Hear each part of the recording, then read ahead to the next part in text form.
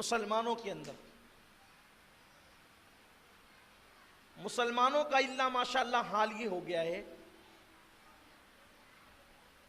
کہ مسلمانوں میں چور پیدا ہو گئے، باضابطہ بستی میں چور رہنے لگے۔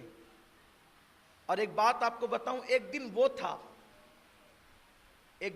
تھا کہ مسلمانوں کی بستی میں اگر کوئی چیز چھوڑ کر کے چلا جاتا اور وہ برسوں کے بعد واپس آتا تو دیکھتا کہ وہ چیز وہیں پڑی رہتی، کیونکہ ہمارے مذہب میں پڑی ہوئی چیز کو اٹھانا بھی جائز نہیں ہے۔ کچھ لوگ کہتے ہیں نا مجھے وہاں پڑی ہوئی چیز مل گئی، مجھے گمشدہ چیز مل گئی۔ بھئی تم نے اٹھایا کیوں؟ اس لیے کہ جو چیز پڑی ہے اس کو لقطہ کہتے ہیں، اور لقطے کے مسائل یہ ہے کہ جو چیز زمین پہ پڑی ہوئی ملے اس کو نہیں اٹھانا۔ اب نہیں اٹھانے میں حکمت کیا ہے؟ آپ کہیں گے یار میں نہیں اٹھاؤں گا، کوئی تو اٹھائے گا، وہ جانے، اس کا کام جانے، آپ نے نہیں اٹھانا۔ کیوں نہیں اٹھانا؟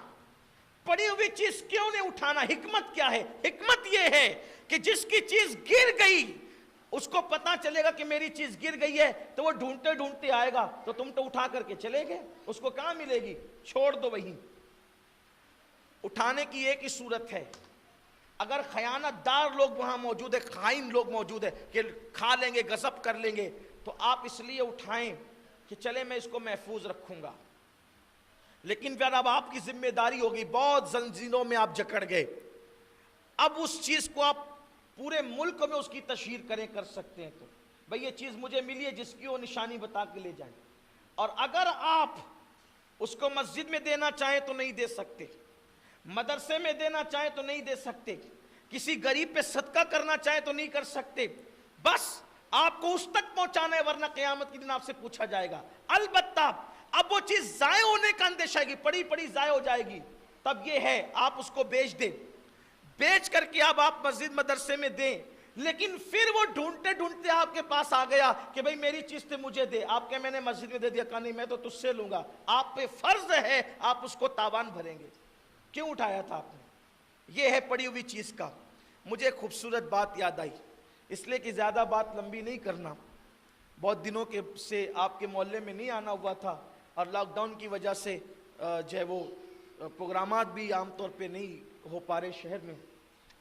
ہمارے کچھ احباب یہاں کے نوجوان ذوالقرنین وغیرہ، ان کی خواہش تھی ان کے گروپ کی کہ یہاں پر کچھ گفتگو ہو جائے۔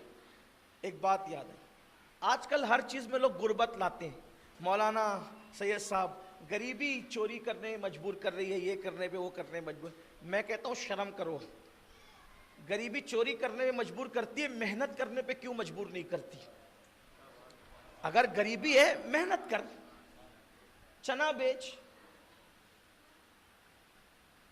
کچھ بھی بیچ، اللہ کا وعدہ ہے وہ رزاق ہے، تجھے رزق دے گا۔ اور جو حلال روزی کے لیے ذلت کی جگہ کھڑا ہوگا، اللہ اس کو وہ عزت عطا فرمائے گا کہ وہ اس کا گمان نہیں کر سکتا۔ جب بڑے بڑے اولیاء چپل سی سکتے ہیں تو تو کون ہے؟ یہ جھوٹ ہے، مکر ہے، فریب ہے۔ محنت کرو، ہم سے پہلے بھی غریب گزرے، لیکن غریبوں کی غیرت کیا تھی؟